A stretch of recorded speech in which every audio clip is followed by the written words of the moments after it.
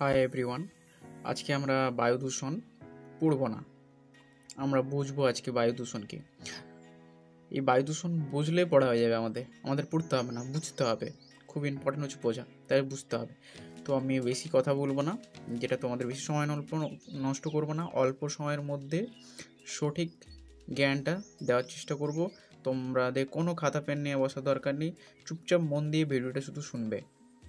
আমি বলছি এগুলো এগুলো হচ্ছে পরীক্ষায় দেবে, গুরুত্বপূর্ণ কোশ্চেন, তার সঙ্গে বইও কমপ্লিট করে দেবো। আজকে বায়ু দূষণ আমরা শুরু করে দিচ্ছি। রাধে রাধে। প্রথমে আমরা বায়ু দূষণ মিনসটা কি, যে বায়ু দূষণটা কি। দেখো, বায়ু দূষণ, বায়ু মানে কি, বাতাস। এর বাতাস দূষিত হচ্ছে। এবার বাতাস কীভাবে দূষিত হতে পারে? কোনো কারণে, ধোঁয়ার কারণে, ধরো বা ভালো বাতাস, বাতাসের মধ্যে যদি আমরা ধোঁয়া মিশিয়ে দিই, যেমন জলের মধ্যে যদি কোনো আবর্জনা যে মিশিয়ে দিলাম, নমরদা কাদা মিশিয়ে, তাহলে জলটা নষ্ট হয়ে গেল, ওটা হচ্ছে কি, জল দূষিত হয়ে গেল।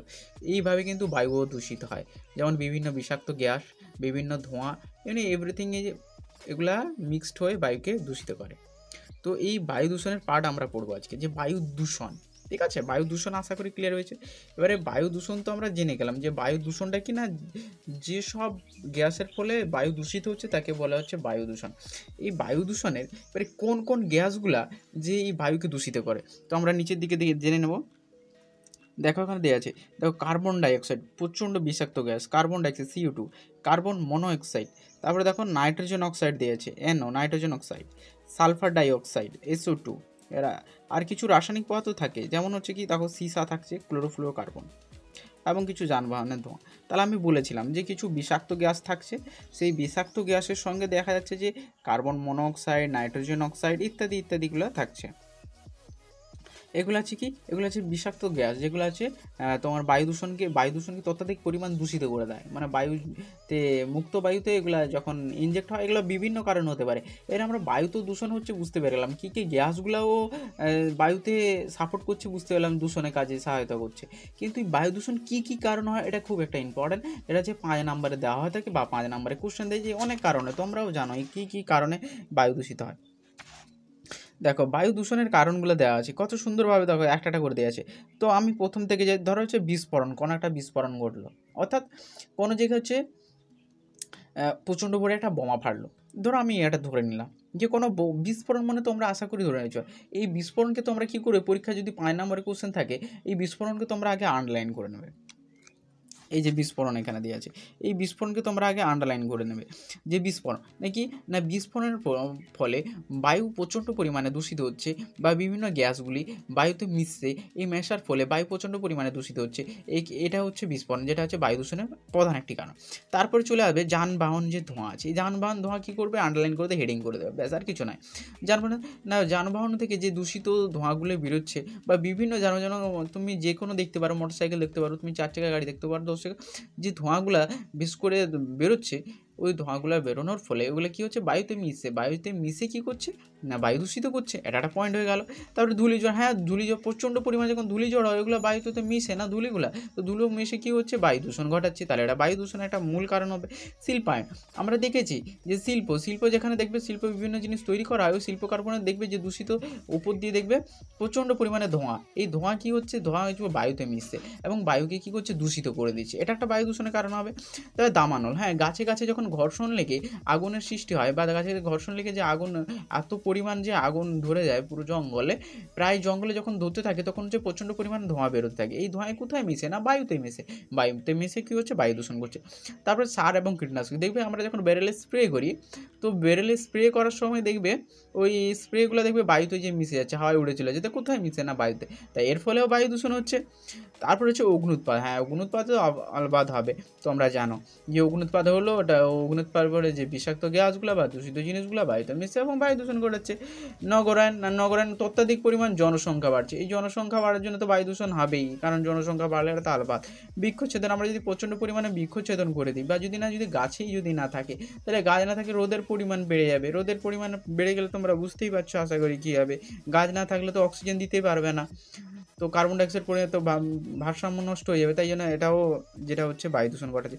জনসংখ্যা বৃদ্ধি, হ্যাঁ জনসংখ্যা যদি বৃদ্ধি হয় কী হবে, তাহলে মানুষ গাছপালা কেটে দেবে, গাছপালা দিয়ে কেটে দিয়ে ঘর বাড়ি বানাবে, যেটা হচ্ছে কার্বন ডাইঅক্সাইড পরিমাণে বেড়ে যাবে, তার ফলে বায়ু দূষণ হবে। আমরা মূল কারণ বায়ু দূষণ বিষাক্ত গ্যাসগুলো আমরা জেনেছি যে কার্বন ডাইঅক্সাইড, আমরা এক্ষুনি পড়েছি যে কার্বন ডাইঅক্সাইড খুব ইম্পর্ট্যান্ট, কার্বন মনোক্সাইড, আর গাছ কেটে দিলে তো কার্বন ডাইঅক্সাইড শেষ হয়ে যাবে, তোমার হচ্ছে সরি অক্সিজেন শেষ হয়ে যাবে, কার্বন ডাইঅক্সাইড পরিমাণ বেড়ে যাবে।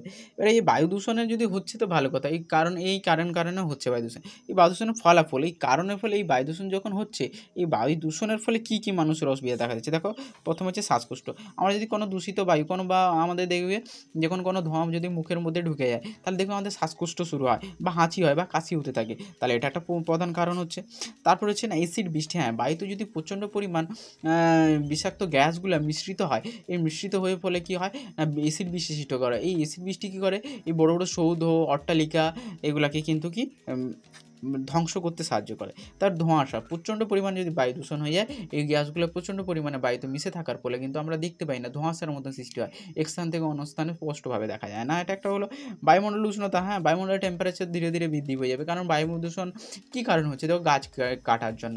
তো এই গাছ কাটা যদি প্রচণ্ড পরিমাণে গাছ কাটা হয়, এবং কী হচ্ছে যে গাছ কাটানোর ফলে আমাদের কী হচ্ছে এখানে সূর্যের আলো তো আমরা জানি প্রবেশ করতে পারছি, এবং গাছ কাটার ফলে কার্বন ডাইঅক্সাইড পরিমাণ তো বেড়ে যাচ্ছে, এবং সূর্যের আলো এখানে প্রবেশ করতে পারে, কিন্তু বাইরে যেতে আমরা জেনেছি, কিন্তু সূর্যের আলো এই যে অ্যালবেডো বিশ্ব উষ্ণায়ন শুনেছি, তো এগুলো সূর্যের আলো পৃথিবীর ভেতরে প্রবেশ করতে পারে কিন্তু বাইরে বেরোতে পারে না। এই জন্য প্রত্যেক দিন কী হচ্ছে, ধীরে ধীরে টেম্পারেচার বৃদ্ধি হচ্ছে, এটা আমাদের এখন বুঝতে পারছি আমরা।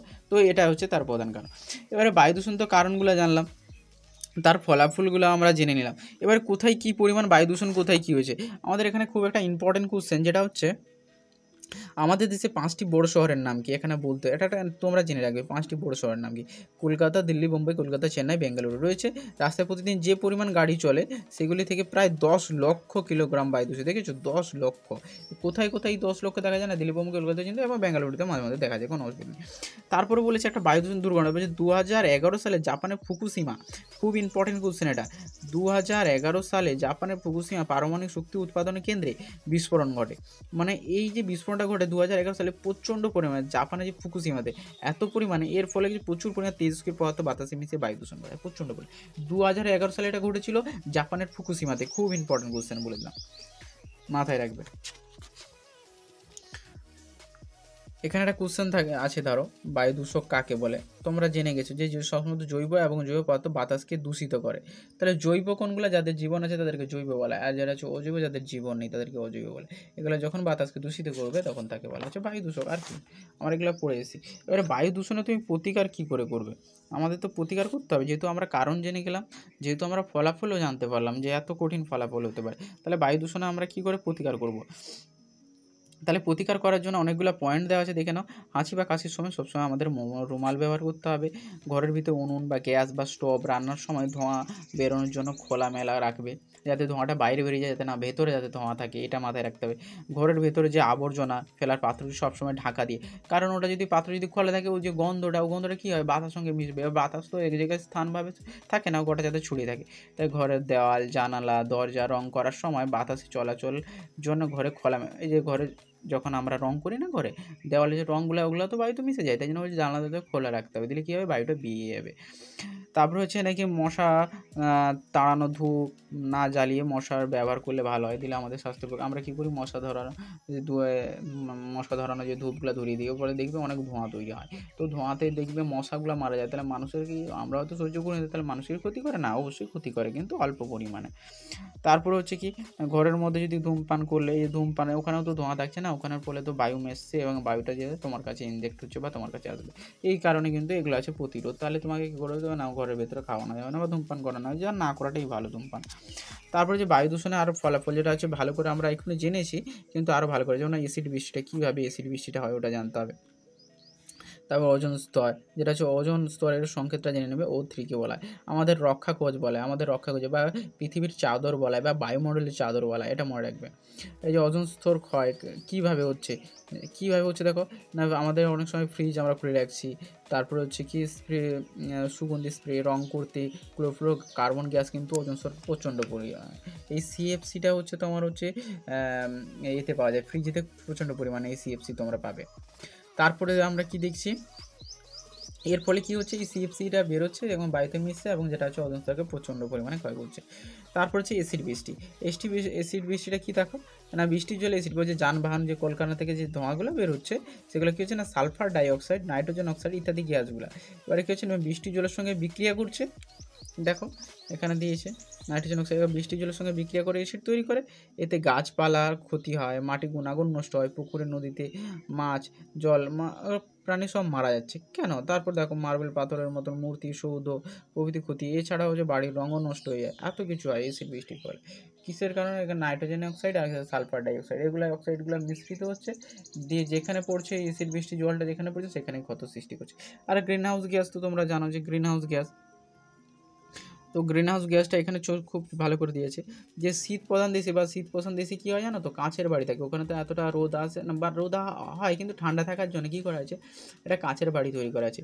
সেই কাঁচের বাড়ির ভেতরে যখন সূর্যরশ্মি প্রবেশ করে কিন্তু এই সূর্যরশ্মি কিন্তু বাইরে বেরিয়ে যেতে পারে না, এই যে টেম্পারেচারটা ভেতরে থেকে যায়, ভেতরে থেকে যাওয়ার গাছ যে উষ্ণতাটা পায় এইভাবে তার বৃদ্ধি হয়। দেখো দিয়েছে না, শীতের দেশে কাঁচের ঘর তাপমাত্রা বাড়িয়ে শাকসবজি চাষ করা হয়, বিশেষভাবে তৈরি কাঁচের দেওয়ালে সূর্যের আলো ও তাপকে ভেতরে আসতে দেয় কিন্তু বাইরে বেরিয়ে দেয়, এই জন্য গ্রিন হাউস বলা হয়। এটা গ্রিন হাউস গ্যাসটা পুরো একদম তারই মতন হচ্ছে বিশ্ব উষ্ণায়ন। বিশ্ব উষ্ণায়নে কী হয় আমি একটু বলে দিই, যে এই বিশ্ব উষ্ণায়নটা হচ্ছে যে পৃথিবীর ভিতরে সূর্যের তাপ বা সূর্যের রশ্মি তো প্রবেশ করে, কিন্তু এই সূর্যের রশ্মি কী হয় বাইরে বেরিয়ে যেতে পারে না, কীভাবে না থেকে যায়, কারণ হচ্ছে এই ওজোন স্তর, যে এই ওজোন স্তরে এমন এমন বিষাক্ত গ্যাস থাকে, যেন আমার পড়ছে কার্বন ডাইঅক্সাইড, কার্বন মনোক্সাইড, তো এই গ্যাসগুলো কি ওজোন স্তরকে একদম এর মতন হচ্ছে ঘিরে রাখে, তো ঘিরে রাখার ফলে সূর্যের রশ্মি তো প্রবেশ করে যায়, যখন বাইরে বেরোতে যায় এই গ্যাসগুলো আবদ্ধ করে দেয়, যখন সূর্যের রশ্মি বাইরে বেরোবে সেই গ্যাসগুলোর ফলে কিন্তু আর যেতে পারে না। দেখো এখানে ছবিগুলো দেওয়া আছে, যেখানে ভেতরে ঢুকে কিন্তু বাইরে বেরোতে পারে না, যেমন বিশেষ যেমন জলীয় বাষ্প, carbon dioxide, methane, nitrous oxide, এই গ্যাসগুলো এই জন্য বলা হয় বিশ্ব উষ্ণায়ন। বিশ্ব পুরো পৃথিবীকে বলা হচ্ছে বিশ্ব উষ্ণায়ন, মানে ধীরে ধীরে যে গরম বা উষ্ণতা বৃদ্ধি হচ্ছে এই কারণে একে বলা হচ্ছে বিশ্ব উষ্ণায়ন। আশা করি ক্লিয়ার। এবার তোমাদের কিছু যদি অসুবিধা থাকে আমাকে অবশ্যই বলবে। এবার আরেকটা জিনিস জেনে নিতে হবে এখানে, যে যে আওয়ারটা জিনিসটা দিয়েছে, বলছে 21শে মার্চ 2007 অস্ট্রেলিয়ার সিডনি শহরে মানুষ রাত 8:30 থেকে 9টা পর্যন্ত কী করেছিল, শহরের সমস্ত আলো নিভিয়ে দিয়েছিল, কারণ এই আলোর জন্যও কিন্তু আমাদের বায়ু দূষণ ঘটে থাকে। তোমরা মনে করো না যে আলো জ্বাললে বায়ু দূষণ হয় না, আলো জ্বাললেও বায়ু দূষণ হয়। তো এই জন্য এরা কী করেছিল না, 1 ঘন্টা 8টা থেকে 9টা পর্যন্ত এই শহরের সমস্ত আলো নিভিয়ে দিয়েছে। একে বিশ্ব উষ্ণায়ন কমাতে বর্তমান প্রায় 85 দেশের মধ্যে 100টা দেশের মানুষ এই 1 ঘন্টার জন্য আলো বন্ধ করেছিল, এই জন্য কি আর্থ বলা আছে, আর্থ আওয়ার, মানে 1 ঘন্টা আর কি।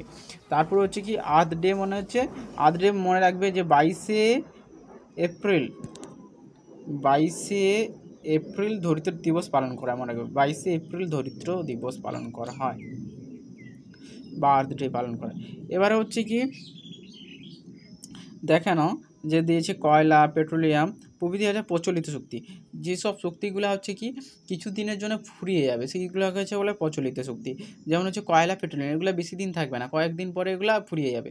কিন্তু প্রচলিত শক্তি যেমন হচ্ছে বায়ু শক্তি, জোয়ার ভাটা শক্তি, সৌর শক্তি, এগুলো হচ্ছে অপ্রচলিত শক্তি, আর এগুলো হচ্ছে কি এগুলো দূষণ খুব কম কমায়। তাহলে আমাদের মাথায় রাখতে হবে যে আমরা প্রায় এখন প্রচলিত শক্তিটা ব্যবহার করছি, যেমন কেরোসিন, পেট্রোল, ডিজেল, কিন্তু অপ্রচলিত শক্তি যেমন সৌরশক্তি এগুলো হচ্ছে দূষণ কম হবে, তো এটা ভালো ব্যবহার করলে ভালো হয়।